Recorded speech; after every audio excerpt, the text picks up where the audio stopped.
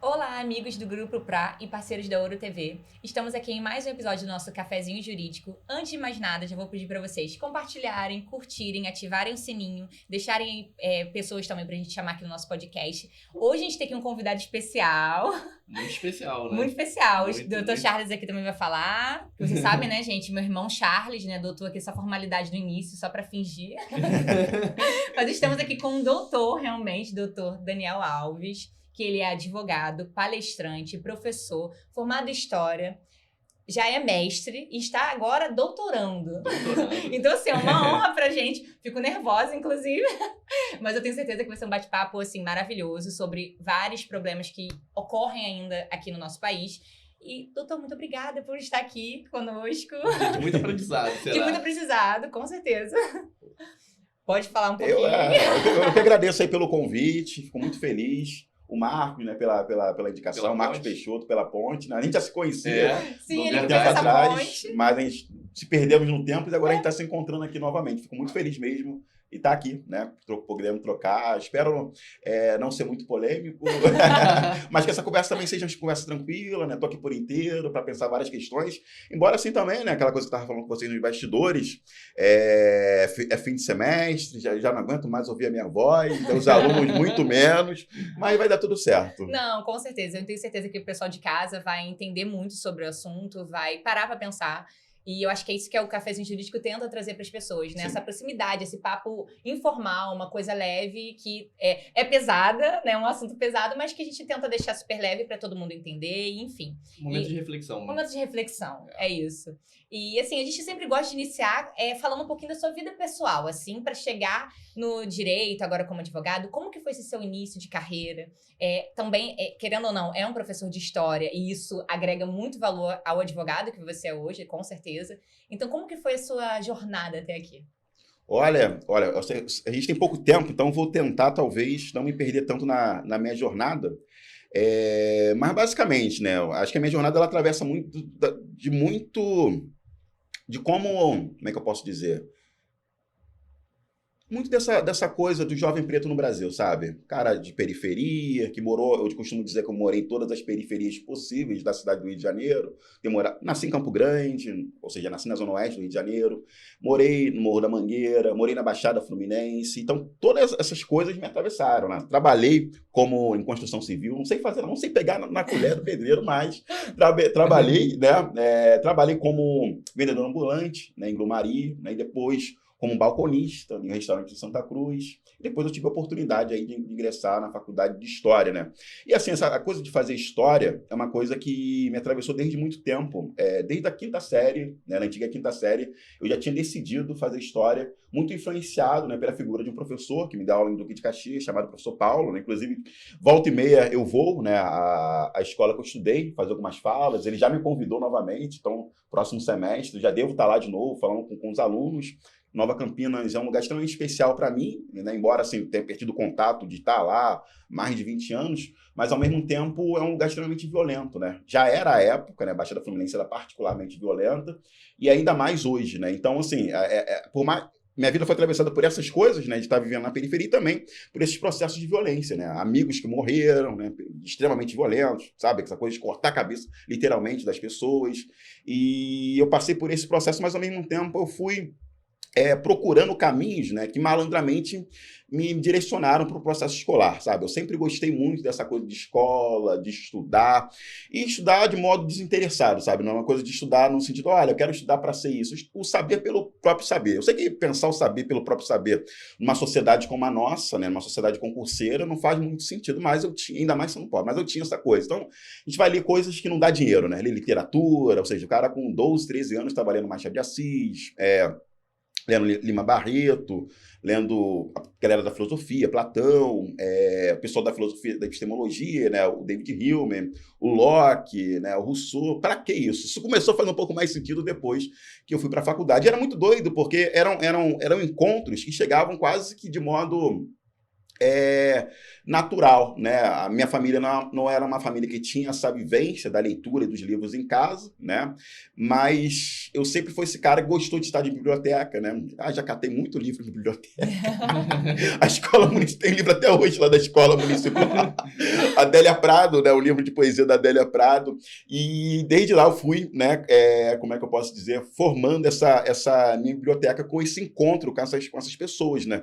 Lendo as histórias dos grandes líderes, né? Eu sempre gostei muito de sebo, né? Não gosto muito dessa coisa de livraria, não. Porque no sebo, eu acho que o livro encontra a gente, sabe? No sebo você não sabe o que você vai encontrar, cara. Você vai fazer um garimpo, de repente, caramba, aquele livro de Jean-Paul Sartre que eu estava querendo um tempão, e você vai se encontrando. Então eu tive essa oportunidade, né? Nesses encontros com pessoas, né? Seja por meio de livros, esses encontros com pessoas físicas também, aprendendo com erros, com determinados acertos, e de repente, né? Eu tive essa oportunidade de fazer a faculdade de História.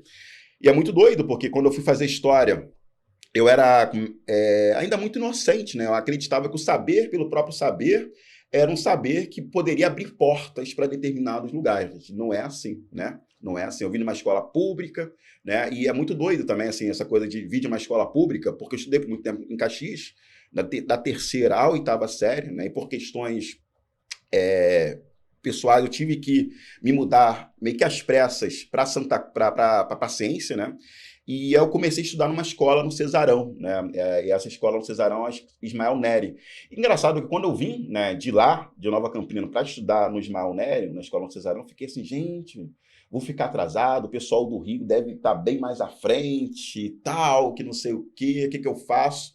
E quando eu chego, eu encontro uma realidade bem diferente, sabe? No sentido de que era uma galera que os alunos eram majoritariamente da favela do Rodo, né, ou do Antares, né, então, ou seja, que viviam em um estado de vulnerabilidade em todos os sentidos, que estavam estudando matérias que eu já tinha estudado na quinta, sexta série, e de repente, em menos de 2 meses, me tornei uma referência intelectual. E é muito engraçado. Muito doido, né? Engraçado, e talvez essa referência intelectual ela tenha se tornado, né, tenha feito mais sentido, porque o grande carrasco da escola não era o professor de matemática, era a professora de história, né? E ela se amarrou na minha. É um aluno interessado, né? O professor gosta. Se amarrou. Então, é sério, a primeira experiência que eu tive, que o carrasco da escola era a professora de história. Aí a mulher se amarrou na minha, e aí eu me tornei essa referência, mas ao mesmo tempo fiquei muito triste, né, com isso tudo.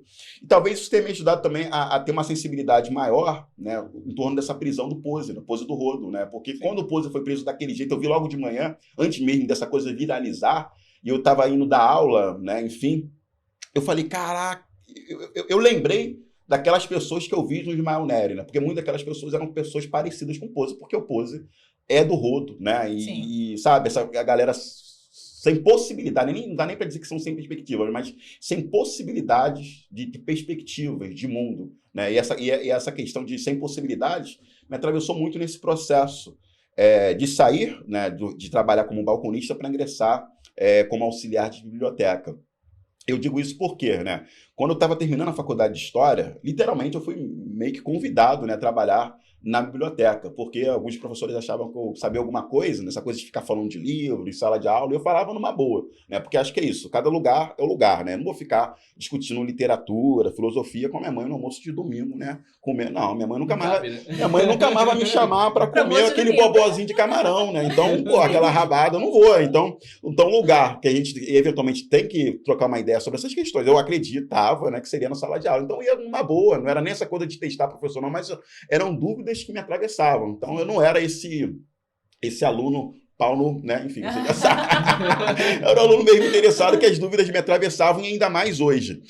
Aí surgiu esse convite, né, de trabalhar na biblioteca. Eu falei, gente, aí eu pensando, né? Estava no último semestre, ou penúltimo. Poxa, eu já vou me formar em história, né? Trabalhar em biblioteca agora, eu já tenho emprego, balconista de restaurante, ou seja, essa coisa de você não ter horizontes e possibilidade, né, diante dessa realidade social que te atravessa, que não dá outras opções, ciclo, né? Tá aquele vivendo. Ciclo vicioso. Né? Então, pô, já vou ser professor de história. Né? Como se ser professor de história no Brasil fosse, né, um sinônimo efetivo de mudança de realidade financeira e tal. Era para ser. Era para ser, né? E de perspectiva. E aí, eu fiquei numa dúvida. E naquele momento, eu fiz uma coisa que eu eu ainda não estava acostumado a fazer, que é pedir conselho às pessoas, né? Ao pedir conselho para minha mãe, ela ficou toda boba, né? Porque eu sou o enigma da minha mãe, por muito tempo fui o enigma da vida, muito reservado. Eu falei, tá me pedindo conselho e tal. Falei, porque era isso, eu tinha que sair do emprego, já estava com a carteira assinada tipo, responder rápido. Era feriado de São Jorge, lembro até hoje. O pessoal da faculdade me ligou no feriado, falei, tô devendo, né? Eu falei, pô, gente, mas eu paguei. E aí, o Brenner, né? O Brenner, antigo parceiro. E aí, eu fiquei na dúvida, vou, não vou. E aí um colega falou, Daniel, você quer ser cozinheiro ou professor, né? Então, eu falei, é isso, né? Então, aí eu decidi, né? E esse é um grande exemplo que era um mundo que, né, não me cabia. E fazer a faculdade, para mim, aliás, ingressar dentro da biblioteca, me ajudou a abrir um mundo de possibilidades de compreensão, né, da onde eu estava, das realidades que me atravessavam, de entender a própria universidade. Acho que eu teria perdido 90% do que é uma universidade se eu não tivesse aceitado, né, esse emprego. E aceitar esse emprego me possibilitou ingressar no curso de Direito, né, porque tinha uma Abriu portas, né? Sim, né, abriu portas, abriu novas dimensões de mundo, várias coisas, né, que eu venho aprofundando cada vez mais, no sentido, poxa, eu estou muito preso dentro de um determinado circuito, possibilidade de horizonte. Com certeza tem outros, então eu vou tentando cada vez mais perceber coisa que esse cara de história, que nem sabia que era preto, né, não entendia, de algum modo. Tô falando muito. Não, tá nada. Fica à vontade, porque a gente tá aprendendo aqui. É muito bom escutar histórias reais, né? Porque a gente vê muita história na internet que... História só. Não, a gente tá escutando hoje uma história de uma pessoa real, que eu tenho certeza que muitas pessoas se inspiram em você, não só alunos, jovens advogados. E assim, as pessoas que assistem vão falar, caramba, eu também consigo. Tem muito pose do Rodo por aí, e eu tenho certeza que essas pessoas precisam de pessoas inspiradoras. Que eu tenho certeza pessoa que a sua veio história... da comunidade, que veio da periferia, história que venceu, né? Que venceu hoje em dia. Através do estudo, através do conhecimento. Exatamente, através do estudo. Através do estudo, que é uma coisa difícil. Não é... A gente glamourizou o estudo, né? Ah, não, mas é difícil. Sim, você fazer uma faculdade, você pagar uma faculdade, você trabalhar e fazer faculdade. A gente sabe como que é difícil. Então, assim, quanto mais humilde é a sua condição social, mais difícil. Vai ser esse acesso. Essa é a realidade. Então, uma pessoa que veio realmente de comunidade, né, passou por várias comunidades, hoje em dia é professor, é advogado, é palestrante, é convidado para ir em vários locais. Está doutorando. Está doutorando. Seja, não é para assim, e é doutorando em faculdade pública. Sim. A gente tem sabe, que servir de inspiração, não tem como. É muito difícil. A gente sabe que é difícil o ingresso, né, para fazer um doutorado, um mestrado. A gente sabe como que é difícil. A gente que estuda, a gente sabe que é difícil isso. E assim, você conquistou muitas coisas maravilhosas, eu tenho certeza que as pessoas se inspiram nisso, então a gente tá aqui pra escutar mesmo. Durante horas. E essa coisa da inspiração é que me dá até vontade mesmo de continuar falando, porque assim, eu acho que eu falo uma verdadeira besteira. Eu fico, meu Deus, ou às vezes os verdadeiros show do óbvio, né? Fico, gente, mas isso é uma besteira. Mas aí quando você ouve essa coisa que você acha que é um show do óbvio, que é uma besteira, e de repente você vê um feedback de uma pessoa falando, caramba, Daniel, isso faz muito sentido o que você tá falando, a gente estava precisando disso. Aí você fala, cara, isso pode ser uma besteira para mim, né? Pode ser um verdadeiro show do óbvio, mas são coisas que de algum modo precisam ser ditas, o né? óbvio precisa ser dito. Exatamente, Nelson Rodrigues, né? O óbvio também é filho de Deus, né? Então, isso me dá muita força, assim, nessa coisa. Às vezes eu fico, cara, vou ficar mais na minha, reflexivo, pensando sobre as coisas, mas quando tem esses feedbacks, quando tem esses convites, né, de vocês, isso é a ponte do Marcos, né? Você perguntou, Marcos, que foi o meu primeiro orientando também, né? O Marcos e tal. Às vezes eu até esqueço disso, tem uma memória, enfim, de titica para algumas determinadas coisas e isso me dá muita força, né? Porque e essa coisa de palestrante é muito doido, porque eu não me vejo como palestrante, mas assim, eu fico falando para tudo quanto é lugar toda hora. Aí tem esse Pablo Marçal, meu Deus, cara. Eu falei, pô, se esse cara fala que é palestrante, eu também posso ser palestrante, né? Mas, pô, né? Já que tá isso.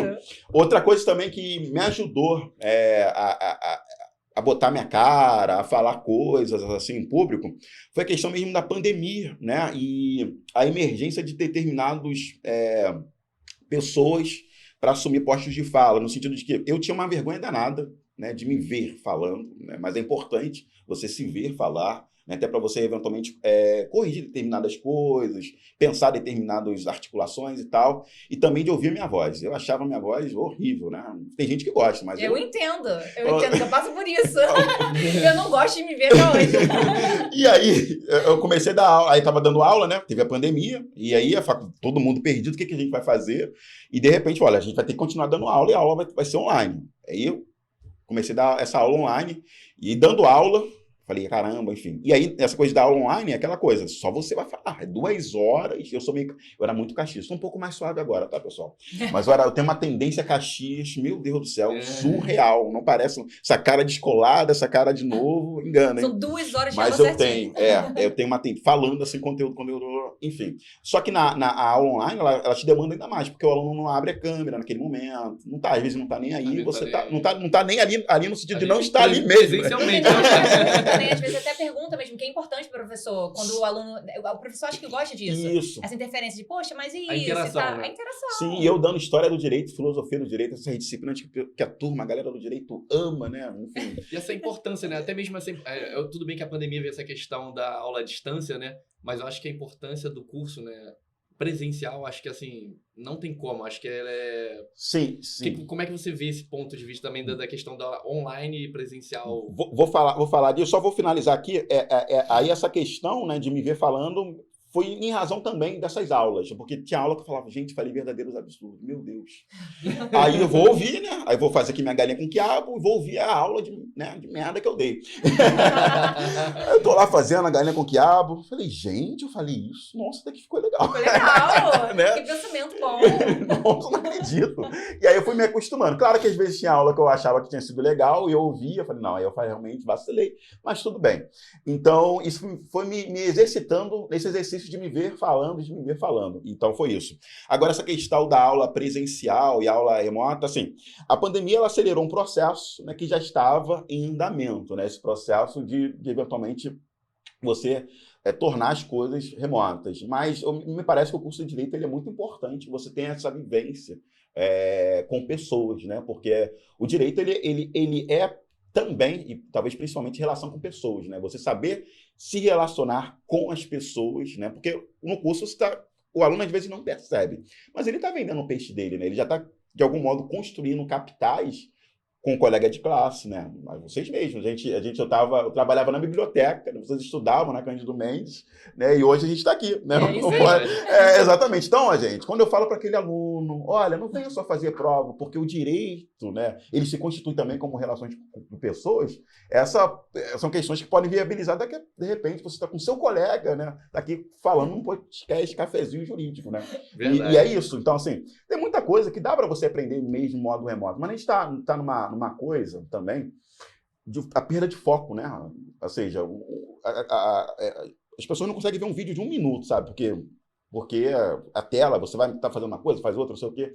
E estar em sala de aula também tenta trazer um pouco mais disso. Olha, a gente está aqui, parar pelo menos 2 horas para pensar determinados temas, e além dessa construção de relação com as pessoas. E também a coisa da fala, ela fica mais orgânica, né? Mais natural, é o olhar, né? Porque não tem como colocar num e-mail, né? Não tem como colocar no e-mail. É outra coisa totalmente diferente mesmo, assim. E aciona várias competências que não necessariamente estão somente questão de conteúdo, né? A gente tem essa coisa da formação do direito muito conteudista, né? A gente, pensando aqui, né? A questão do tema, né, que é a pedagogia da mediocridade. É que eu botei, como é que é? Pedagogia da mediocridade. O cara inventa o título e não sabe. Pedagogia da mediocridade. Dilemas da formação do operador do direito no Brasil. Isso, pedagogia da mediocridade, né? E essa pedagogia, e eu evitei até falar de questões raciais e tal, porque é muito doido. O pessoal, como eu venho falando dessa coisa, é um campo que se abre, né, eventualmente, para fazer falas, né?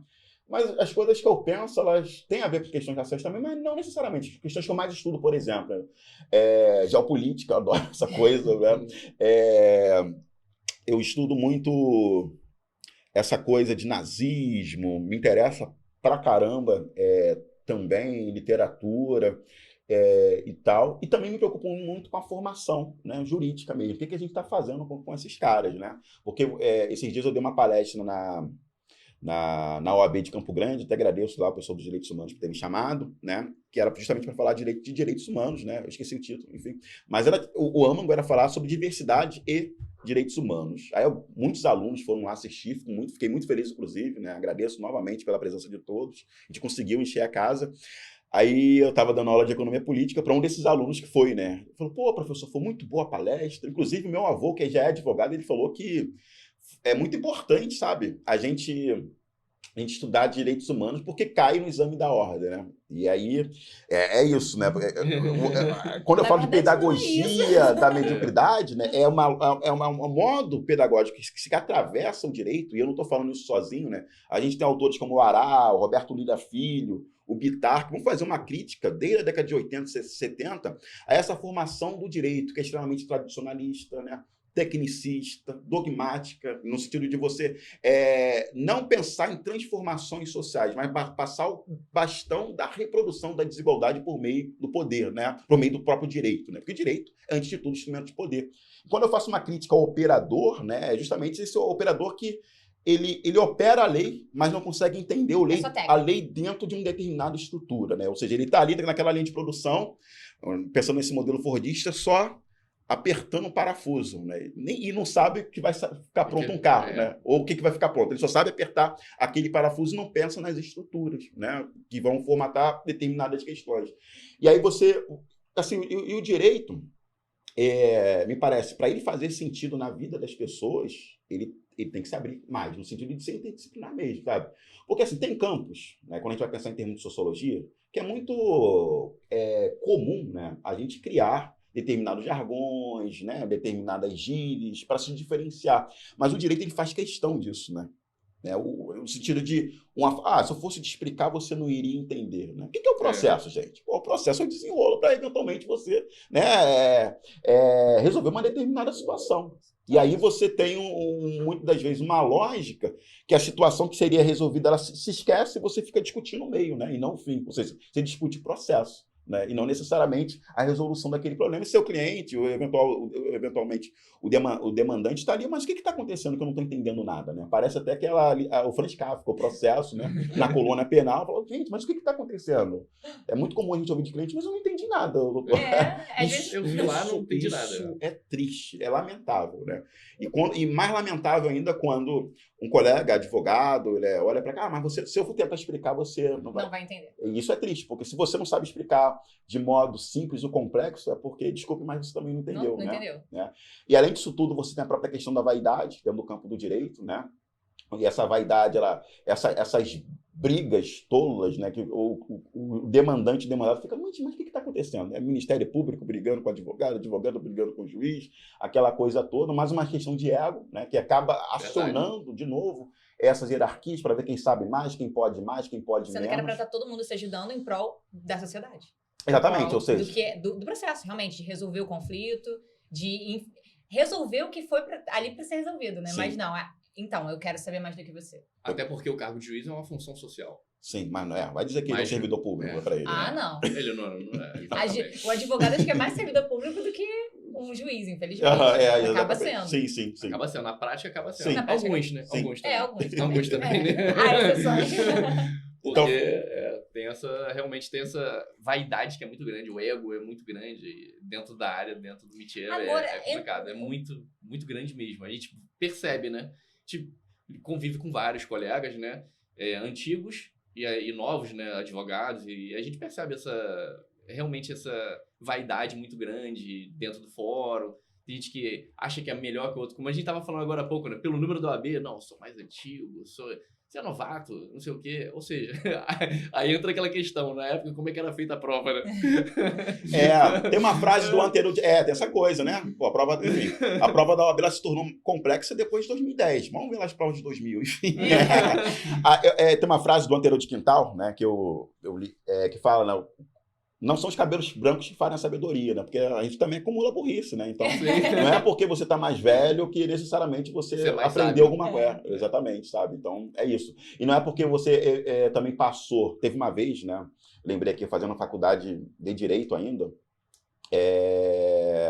E é fogo, né? A gente vai ficando mais velho, vai ficando mais preconceituoso. Né? E essa é a verdade, assim.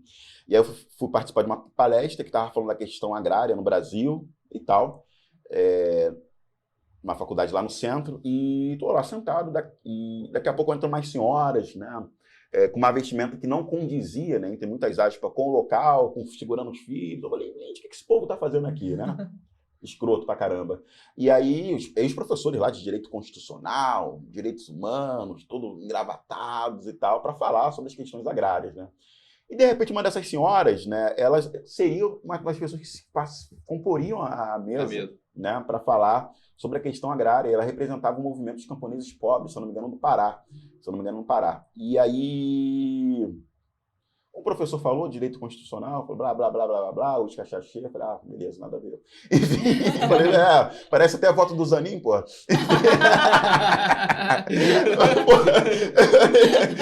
Caraca, aí beleza. Isso não pode viralizar, não, essa parte aqui.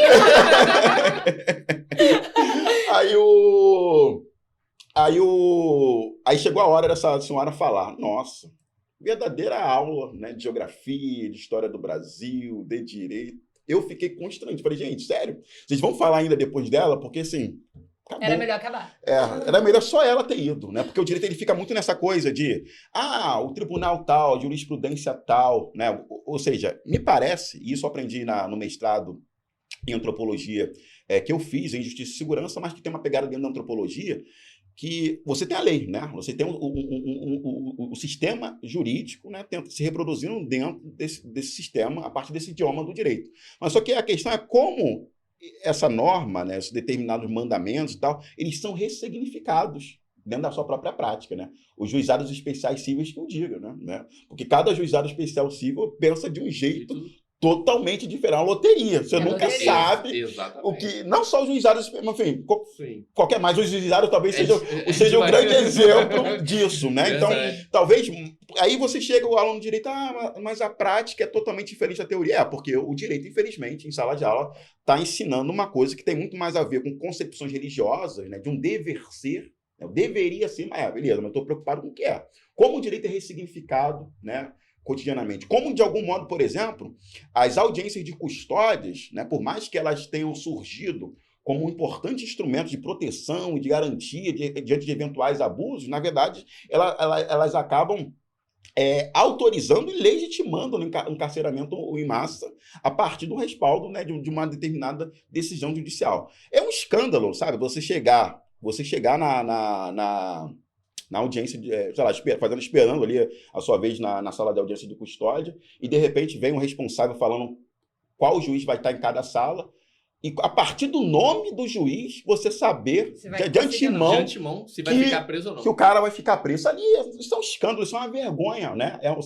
São verdadeiros asmas, né? Reproduzindo uma lógica nazista. E por que eu falo isso, né?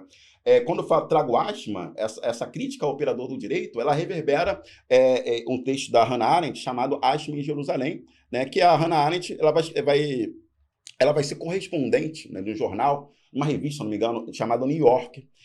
E, basicamente, o Eichmann ele foi o responsável, né, por essa logística de levar judeus para os campos de concentração nazistas.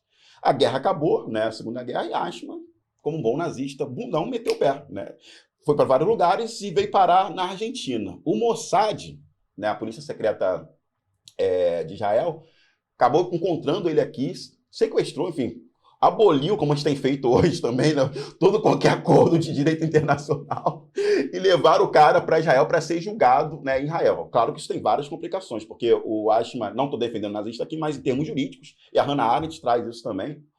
Israel não existia quando eventualmente crimes foram praticados, então, enfim, não vou entrar nessa discussão jurídica. Mas aí, o Eichmann, né, ele é um cara que, no final das contas, comum, né? Um pai de família, religioso, e que fala que só estava cumprindo ordens, né? Só que as ordens dele, no final das contas, legitimavam, ele acabou fundamentando, né? Pavimentando o extermínio de milhares de pessoas. E aí, quando eu vejo, né, determinados membros do Ministério Público, determinados juízes tendo essa postura de uma lógica de operacionalizar o direito nesse modo, eu não vejo outras pessoas a não ser, né, esse Eichmann encarnado, né, no nosso poder judiciário. E é muito triste ainda, né? Porque muitas vezes essas pessoas que vão ter as suas prisões em flagrante, eventualmente convertida em prisões preventivas, são pessoas pretas, são pessoas que não têm acesso a uma boa educação, né? E vocês vão reproduzindo. É um advogado, muitas vezes, né? Não tem É acesso um a advogado de qualidade. Então são várias questões que atravessam, que acabam de novo, né, reproduzindo essas contradições históricas, né, brasileiras, que vão se atualizando, né? Você não precisa acionar o conceito de raça para reproduzir uma lógica racista cotidianamente. Aí, ao mesmo tempo disso tudo, você tem uma faculdade de Direito, né, em que não há, né, uma preocupação contundente, uma formação crítica, né? A formação crítica ela deveria vir principalmente nas disciplinas básicas. Por que eu falo para os meus alunos? Gente, olha só, o direito civil, se a gente for comparar, né, o direito, a matriz curricular com uma casa, o direito tributário, empresarial, civil, penal, é a parede, né? É a tinta. Agora, a estrutura, né, que vai sustentar o direito é a história do direito, é a sociologia, é a filosofia do direito, né? Agora, no doutorado, a gente tem colegas de vários, né, de vários campos, né? A gente que é juiz, né? Tem gente que é membro do Ministério Público, tem gente que é acadêmico meio de formação, advogados e tal. E uma colega juíza, o professor tentou entender, né, por que a gente estava fazendo a matéria, era a matéria de filosofia política, e ela falou, olha, eu acho extremamente fazer essa matéria porque só hoje, agora, depois de já ter passado um concurso e fazendo o que eu faço, eu percebi que é imprescindível entender a filosofia política para entender o que eu estou fazendo cotidianamente quando eu decido. E eu falo no primeiro dia de aula, no primeiro período, né? Percebam hoje, não amanhã ou depois de amanhã, ou nunca, né? O Sérgio Moro que o diga, que a filosofia, né, que a ciência política, né, que a economia política sustentam, né, o próprio direito. Né? Pensar, por exemplo, a economia política ajuda a gente a entender que pensar seriamente que as opções políticas brasileiras, seja no âmbito municipal, estadual ou da União, para além de qualquer mamadeira de piroca, está vinculado, né, a um plano de governo político, no sentido, político econômico. Né? A emergência de um paradigma vinculado ao neoliberalismo, né? Que, de algum modo, vai cercear, né, e mitigar, e ir contra mesmo ao estado de bem-estar social, né? Que vai pulverizar os direitos sociais, né? A segurança é um direito social, não é isso? A educação, a saúde, né? Esses indeferimentos sistemáticos na previdência, né? No âmbito administrativo, reverberam uma lógica neoliberal, não é isso? Essa ideia de que a pessoa, a galera do serviço social, né, é o emprego, é o campo que as pessoas estão... Quando a gente vai pensar assim, em termos de graduação, sei lá, o cara fez o serviço social e, de repente, ela não consegue emprego, né? É o ramo que menos se consegue emprego. Isso é reflexo de uma opção política que tem nome. Não é direita, não é esquerda, é neoliberalismo. E a gente tem que pensar isso.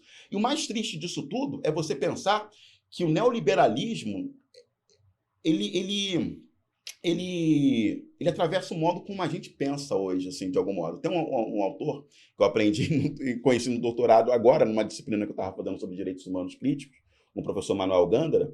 Ele é um autor alemão, né, mas me parece que ele viveu muito tempo na América Latina, então ele se insere, né, numa discussão crítica, né, dos direitos humanos vinculado à América Latina. Ele vai escrever um texto chamado Totalitarismo de Mercado. E ele vai apontar que há, claro, né, uma preponderância política econômica pelos estados da América Latina em aderirem a uma perspectiva neoliberal. Né? A gente vê, por exemplo, sei lá, o Partido dos Trabalhadores verbalizando questão de justiça social, mas na prática reproduzindo práticas neoliberais. Né? É isso. Que essa concepção total de mercado, né, de neoliberalismo, ela atravessa o modo como a gente se relaciona. Por exemplo, essa coisa que a gente estava falando nos bastidores, né, de network, ela reproduz uma concepção neoliberal, né, de você ver ao outro como um potencial ativo para, eventualmente, você conseguir melhores possibilidades profissionais, né? Essa lógica de cardápio, sei lá, de um Tinder, né? Ou, não, esse não. Ah, não, esse aqui não está no meu parâmetro. Ela reproduz, de novo, né, essa coisa. E teve uma fala do Eduardo Paz nessa polêmica, né? Se é ter música, se não é ter música na praia, se vai, como é que se diz? Se vai poder usar ou não questões de garrafa de vidro, se vai padronizar ou não as barracas. Ele fez uma fala, e a galera ficou meio pé, né? A gente carioca, a gente sabe como é que é. E ele é bom de retórica, ele fez uma fala que, assim, em termos de retórica, é difícil até você, né, se contrapor. Mas tem uma coisa que ele falou que é muito interessante, que é: a praia é o grande ativo da cidade, né? E eu pensei que fossem as pessoas, né?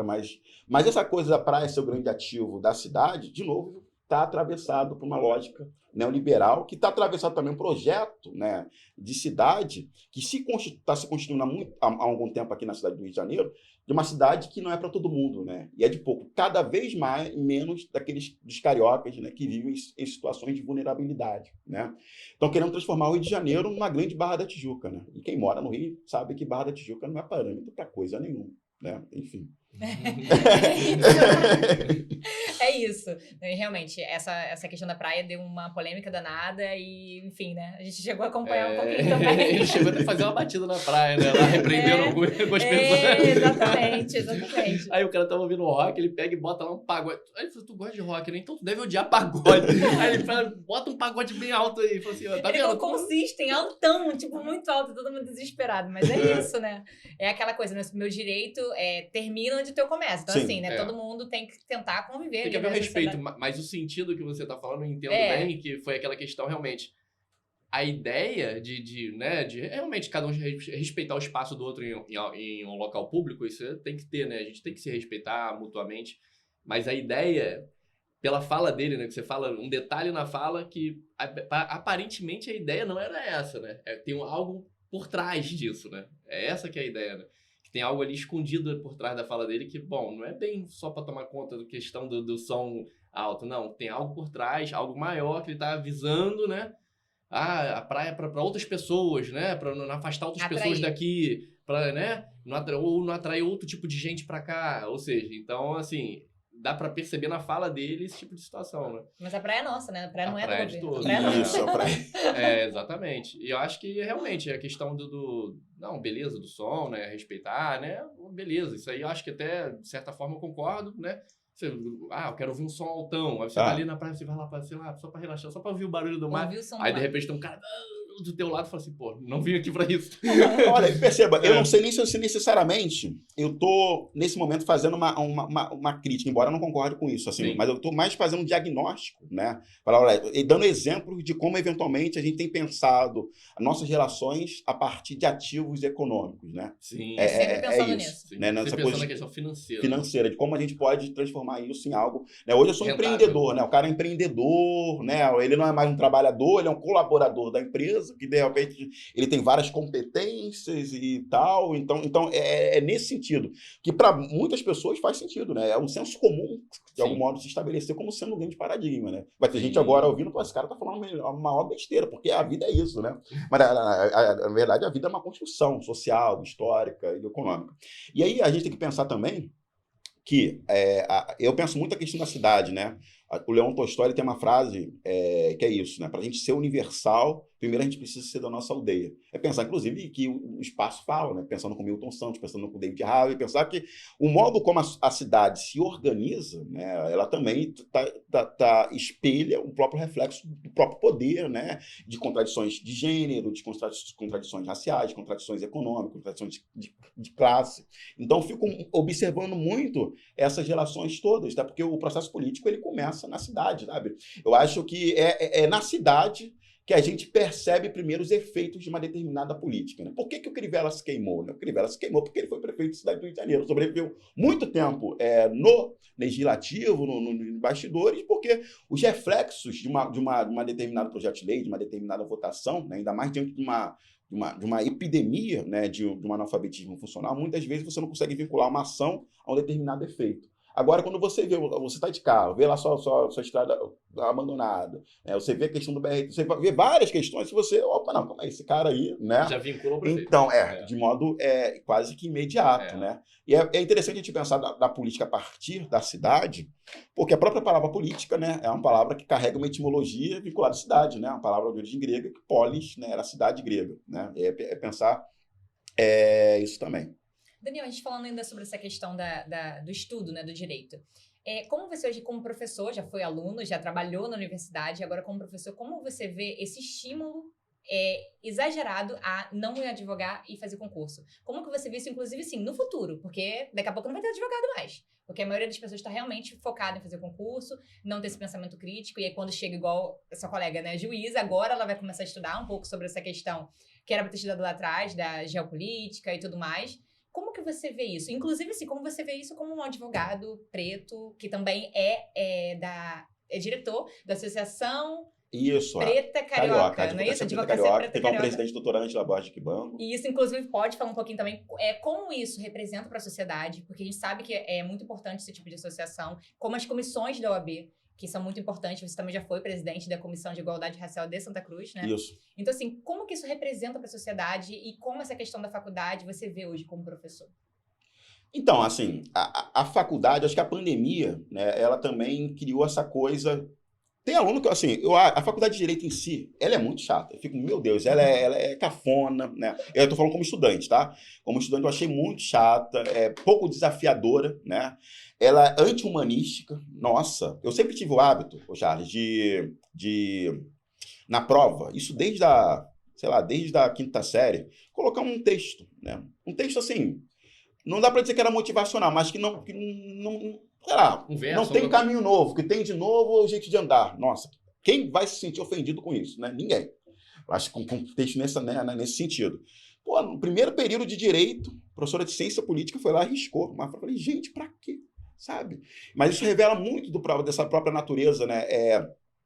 Anti-intelectualista, né? Anti-humanística do direito, né? Extremamente tecnicista, né? Dessa natureza mais dura, mais seca e mais chata mesmo. Só que eu não tinha entendido isso naquele momento. Aí você vai observando isso com o tempo.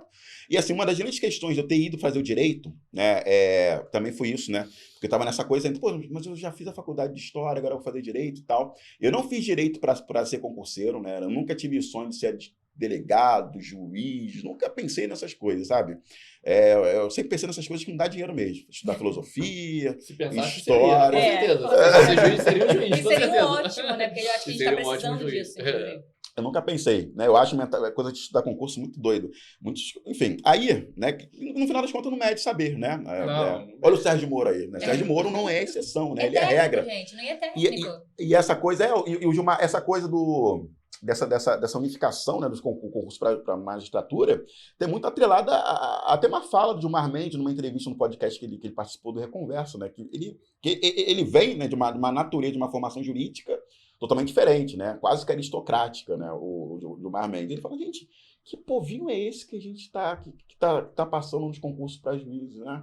É isso, né? Um povo que não sabe pensar criticamente, é um povo que não conhece filosofia, não conhece literatura, não conhece nada. Né? Crítico, né? São asmas, né? São técnicos, enfim.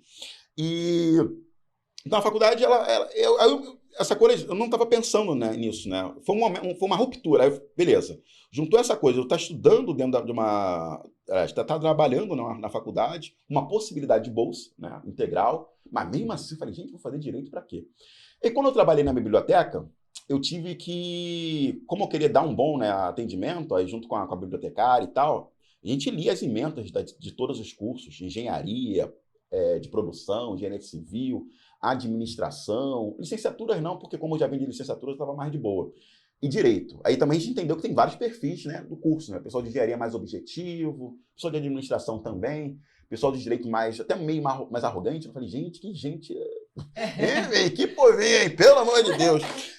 Advogado dono da verdade, advogado. Já começa na graduação, dono da verdade, estou ali de boa. Eu falei, gente, o que ele tá falando, cara? Isso aqui é biblioteca, tem como arrumar confusão numa biblioteca? A gente era pra ter silêncio na biblioteca. E a gente via muito isso no financeiro. Quando a gente ia no financeiro, tinha um pessoal lá que, porra... Não, cara, eu vou te falar, no financeiro ainda vai. Agora, na biblioteca não faz sentido, né?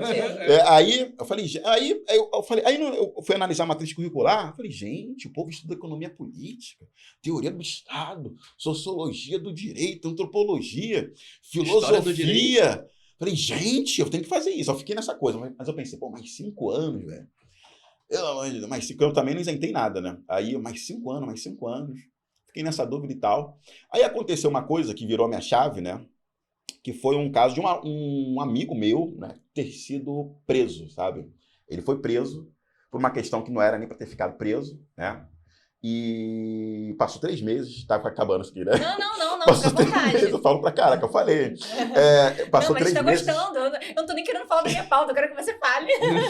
Passou 3 meses, ficou preso e tal, e a família dele veio me procurar, né, pra saber o que poderia fazer. Mas eu falei, gente, eu nem faço direito, né? E eu percebi que, por mais que eu tivesse um passado de já ter desenrolado com miliciano, de já ter desenrolado essa coisa do processo, né? Sabe, vacilou na favela, eu já sei o trânsito, onde que eu tenho que ir para eventualmente, é isso, quais são os caminhos, né? Quais portas eu tenho que bater.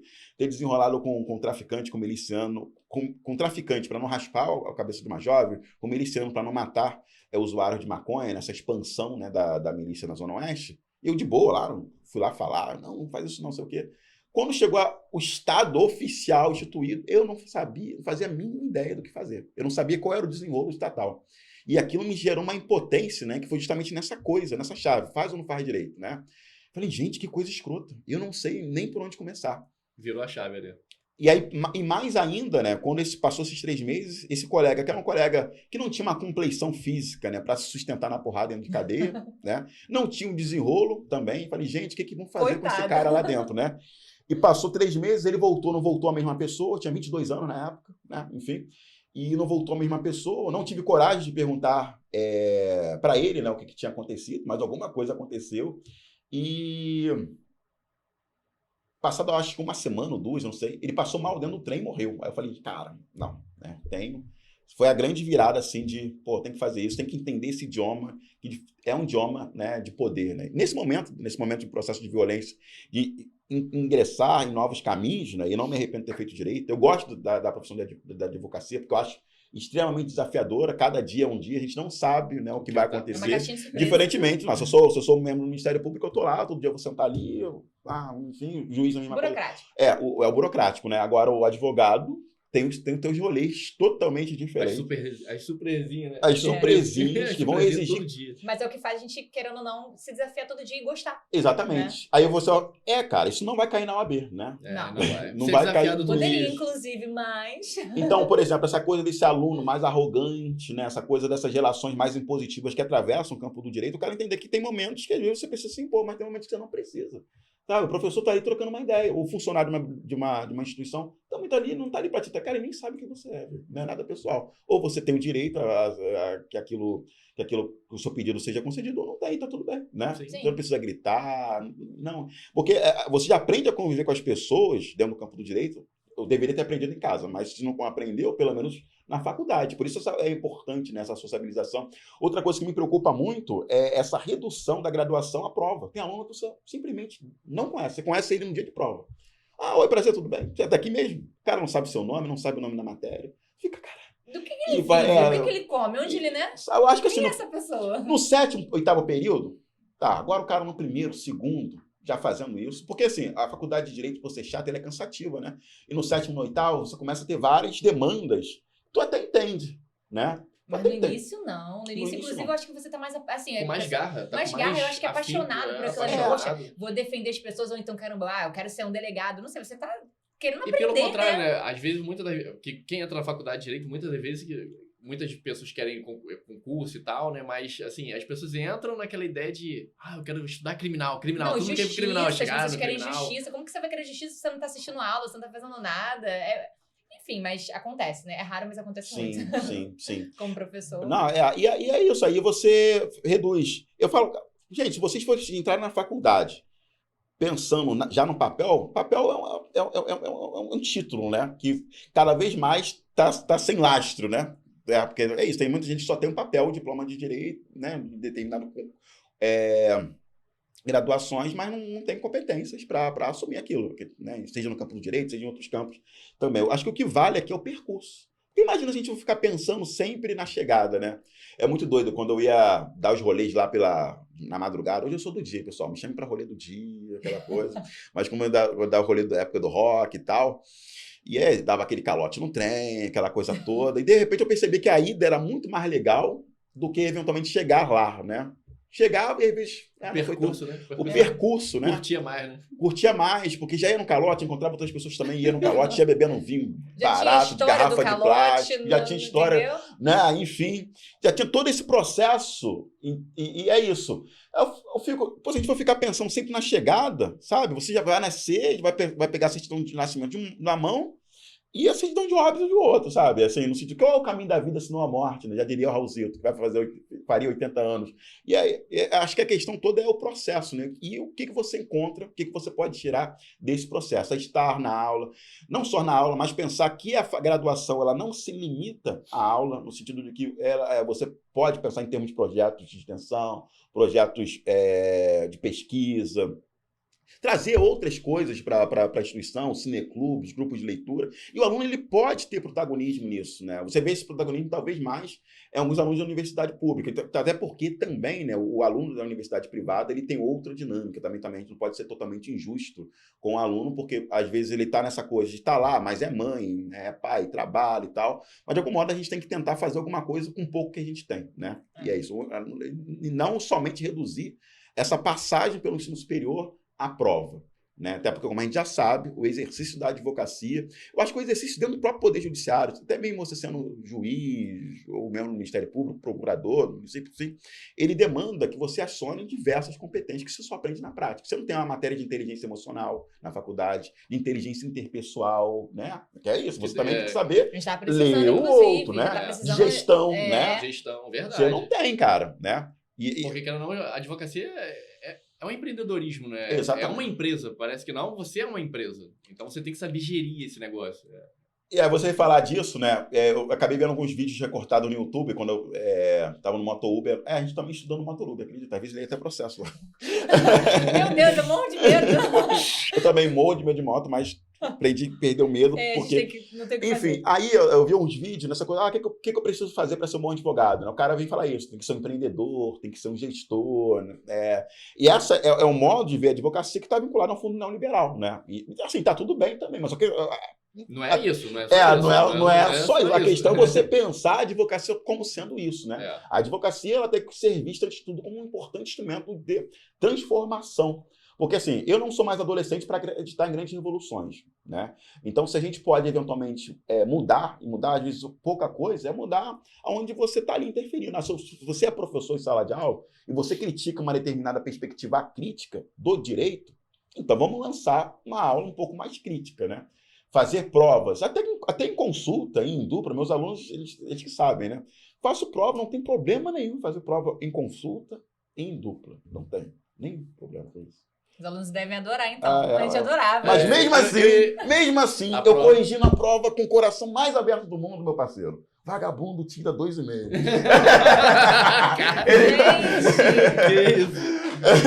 Porque é isso, né? É uma prova respeitando a minha aula e respeitando também a inteligência do aluno. Eu entendo a aula, né? Eu entendo a aula, porque se eu passo questões que só vai conseguir fazer aquela prova quem lê os textos, quem assistiu a aula. E aí também tem essa coisa, eu estava até conversando com uma antiga aluna minha, que ela falou assim, poxa, professor, eu não consegui passar no exame e tal, porque quando fui ver, estava quase acabando o tempo e ainda faltavam muitas questões para fazer. Então, beleza, você quer ser um técnico e tal? Primeira coisa, quero fazer o exame da ordem. Primeira coisa que você tem que fazer é exercitar a leitura. Porque as questões estão cada vez maiores. Né? Muito extensa. E se você não tiver uma capacidade de leitura, você vai se perder. Você fala, mano, você pode ter gravado o Código Civil todo.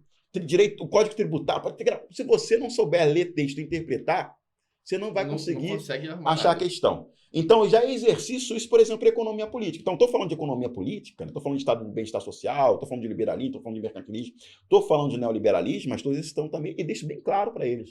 Aí eu pergunto, você está no primeiro período, você quer ser advogado? Você quer ser delegado? Você quer ser juiz?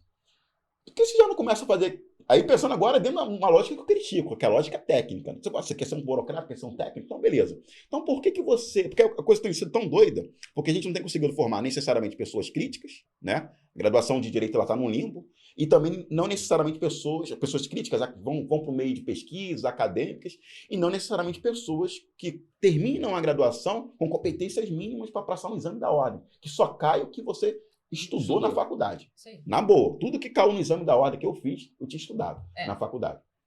E aí o cara, né, vai chegar lá, ele não tem essa coisa, né, da leitura, não consegue interpretar, não consegue saber a questão e patina ali. Então eu faço a prova, aí eu falo pro cara, então se você decidiu fazer isso, né, se você já sabe que você quer fazer o exame da ordem, show, filme e desenho, parceiro. Por que você não começa no primeiro período já a fazer questões? Faz uma, duas... Pô, professor... OAB de bolso, né? Baixa ali, já vai exercitando. Sim, tem vários. Vai, mas pelo menos você vai se familiarizar. Tô sem tempo, professor. Eu pergunto, meu parceiro, você faz cocô? Então, na hora que você for fazer... Nesse momento, você pode... Você não fica no telefone, vendo rios? Você pode estar estudando, respondendo uma questão. Então assim... E a banca é mesmo, né? FGV. Até, ou seja, as questões se repetem muito. E se você parar para pensar, são poucas provas, mas tem 3, assim, né? 3 no ano? 3 no ano. São poucas. Da FGV, são poucas. Dá para fazer. Eu mesmo, quando estudei, eu fiz todas, assim, várias vezes, né? E eu só estudei para a OAB fazendo questões, né? E é muito doido, assim, porque eu passei de primeira, né? No exame mais difícil da história da ordem. Eu lembro que saiu no jornal, acho que, sei lá, mais de 80% de reprovado, uma coisa bem doida, mas eu também não comemorei, assim. E isso também, e depois eu percebi, tem a ver também com uma questão racial, né? E porque a gente que sai de determinados lugares raciais, a gente sempre pensa, não fiz mais do que minha obrigação, né? E eu literalmente falei, dever cumprido. Dever cumprido, é isso. E é muito doido. Eu deveria ter comemorado mesmo. Né? Às vezes eu até esqueço de falar essa coisa, não, eu passei de primeiro, porque para mim não fiz mais do que minha obrigação em ter passado, mas é importante, né? Ser dito isso também. Não, com certeza. Agora, infelizmente, está caminhando realmente para o final. Poxa, A Jonathan avisou ali, dá uma tristeza, porque é muito assunto, inclusive já está convidado para o próximo, tá? Beleza. Porque a gente já fala também de uma outra coisa que assunto não falta, né? Tem porque é um professor e tudo mais. Então, assim, até lá talvez já tenha... O doutorado falta muito para terminar? Doutorado? Uns 3 anos. Não, então não. Então vai voltar antes. Vai voltar antes. As aulas já é o suficiente. Daniel, agora a gente vai para um bate-bola, que é perguntas rápidas. Eu vou falar, aí você me completa para mim. Palavras. Que é o quadro Pingada de Palavras, Cafezinho jurídico, pingada, a gente tentou fazer um trocadilho. Primeiro um livro que todos deveriam ler. Olha, tem tanto, gente. Perguntar isso pra quem lê muitos livros é complicado. Essa é aquele especial que eu acho assim, que para o crescimento pessoal da pessoa como ser humano ali, ela teria que ler aquele livro. Cara, eu vou ser um covarde. Vou botar O Pequeno Príncipe, para quem não tem exercício assim de leitura, porque é um livro texto que você pode ler em vários momentos, assim, da vida mesmo. Genealogia da Moral, do Nietzsche, se você quiser pensar, talvez, fazer uma crítica e pensar a nossa sociedade em outros termos, também acho que seriam textos que eu indicaria. Perfeito. Um filme ou série que te marcou? Tem costume de ver filme e série? Que normalmente... Série nem tanto, mas filme... aí, gente, olha, outra coisa que eu adoro também é filme, assim. Então, são muitos filmes mesmo. Que covardia. Só pergunta covarde, cara. Porque se eu responder aí você fica com pena do outro. Porque era pra você falar de tal. Cara... Olha, eu vou botar aqui o Tribunal de Nuremberg, porque eu vi recentemente, né? Vi de novo recentemente. É um filme de 61, que vai tratar do julgamento dos juízes nazistas. Nunca vi. Filmaço, uma verdadeira aula de direito. E outro filme que eu acho que eu indico Vai e Veja, né? Que vai falar... É um filme russo, né? Que vai falar da invasão nazista na Bielorrússia. Mas assim, não quer dizer que mudaram necessariamente minha vida, mas são filmes pode ser assistidos. Perfeito. Uma pessoa que te inspira? Minha mãe, meu pai. Acho que inspira, né? Sim. E meus amigos, assim, sabe? Eu tenho amizades muito longínquas, assim, e eles me inspiram bastante, mesmo. Um hábito que te mantém em equilíbrio. Um hábito que mantém em equilíbrio? Arrumar a casa e ouvir música. Eu também gosto disso. Lavar uma louça, ouvir música. Uma causa pela qual você sempre vai lutar. Cara, pelo um Brasil menos desigual, assim. Totalmente. Meu grande problema é o Brasil, assim. A ser pensado no sentido de... E também, eventualmente, solucionado, né? Não, com certeza. Um conselho que você leva pra vida. Siga em frente, né? De algum modo. Se não fosse professor e advogado, você seria? Um cínico. Aqui já teve de estudar que seria veterinário. Uma palavra que te define, a nossa última. Difícil essa, Acho que essa né? é a mais difícil, né? A palavra que nos define.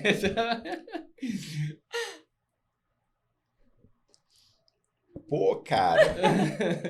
Acho que é alegria. Acho que eu pensei na alegria. Praticar alegria. Então, perfeito. Uma palavra perfeita. Daniel, de verdade, assim, de novo agradecer a sua presença. Eu sei que, assim, sua agenda tá escassa, né? Porque, enfim, professor, advogado e tudo mais, palestrante. E, assim, ter tirado um tempinho, né, pra vir falar conosco. Época de prova. Ter tirado um tempinho pra vir falar conosco. Alunos chorando por meio ponto. Imagina só, mandar um recado pra vocês. Imagina, o cara dá aula pra 13 turmas, né? Aí, sei lá, 13 turmas. Aí uma média de 70 alunos. Aí, uma média de 70... Aí esses alunos decidem chorar um meio ponto, né? Imagina, como é que fica o nosso WhatsApp, né? É horrível. E o coração também, que dá pena, não dá? Tem gente que dá pena. Não dá não, sabe por quê? Porque no primeiro dia de aula, a minha prova, as minhas disciplinas, e os meus coordenadores não me ouçam, elas valem 12 pontos. Então, quando eu falo para um aluno assim, olha só, cara, eu falo no primeiro dia de aula, porque eu dou ponto extra por participação. Você não ficou por meio ponto, você ficou por 2,5 pontos. Ou seja, você teve muita oportunidade, só não soube aproveitar. Exatamente. E aí, Charles, também agradeço ao Daniel. Só tem que agradecer, né? Já é um amigo já de longa data, né? Que não, dos corredores da faculdade, né? Dos corredores da faculdade. Da biblioteca, né? É, verdade. Buguinho ali na... Buguinho, um beijo pro Buguinho, gente. Nosso amigo maravilhoso. Só gente bacana. Ali era surreal. Os funcionários, a gente conhecia todos os funcionários, né? Todos os funcionários da Cândida a gente conhecia, todo mundo. Muito intimista ali a Cândida de Santa Cruz. Não, nossa, sim, uma faculdade... A gente fez muitos amigos lá, né? Graças a Deus. Foi um lugar muito legal. Inclusive, eu falo, gente, aproveitem a faculdade, tudo. Que é um ambiente aproveitem as aulas, aproveitem os amigos. É uma época que é igual a adolescência, não volta, né? Então, assim, você vai fazer outra faculdade... Não vai ser o mesmo. Não vai ser o mesmo. Então, assim, aproveita. É essa questão que a gente falou, inclusive, de você estar presencialmente, realmente, né? Você ir pra faculdade, você fazer amigos, você conhecer pessoas. Hoje, independente do network, conhecer pessoas que você vai levar pra sua vida. Então, isso, né... essa relação, né, que a gente teve na faculdade, né? Hoje em dia, a gente tem aqui fora hoje com amigos, né? Na mesma profissão, trabalhando, um ajudando o outro, estendendo a mão pro outro. É muito legal isso. Então, assim, é muito bacana essa relação realmente interpessoal ali, né? Do que aquela questão realmente... sou online, hoje eu não vou na faculdade não, depois eu pego a matéria com alguém e fica enrolando, procrastinando, fazendo isso. Cara, não faz isso. Não faz isso. Vai pra faculdade, é melhor sentar ali. O que é 2 horas do dia? Não é nada. 2 horas passa rapidinho, voa. E é aquilo, né? Na faculdade, quando a gente começa na faculdade, a gente pensa assim, caraca, não passa nunca... Quando acaba, eu falo, dá saudade. Dá saudade. Até hoje eu sinto saudade. Dá Inclusive, saudade. No 10º período eu já tava com aquela nostalgia de, gente, foi tão bom. No 10º período eu já tava assim, que tristeza. A Libriana Nata aqui tá sempre nostálgica. Daniel, de verdade, muito obrigada. Você pode deixar agora um beijo pra todo mundo, pra sua mãe, pros seus irmãos, pro seu pai, Deixa seu Instagram também. Deixa seu Instagram, porque eu tenho certeza que as pessoas vão querer acompanhar. Inclusive, no seu perfil tem muito conteúdo bacana sobre isso, falando sobre as lutas, né, da sua advocacia, da sua profissão, como professor também. Então, você deixa o seu Instagram também pro pessoal. Eu agradeço todos aí pela audiência, pelo carinho e pelos incentivos, né, que as pessoas mais próximas e às vezes nem tão próximas também vêm me dando. Acho que a grande palavra que eu deixo para todos é agradecimento de verdade. E sigam a vida de modo tranquilo, leve, na medida do possível. Sejam incisivos quando não necessário, mas nem sempre, tá bom? É isso.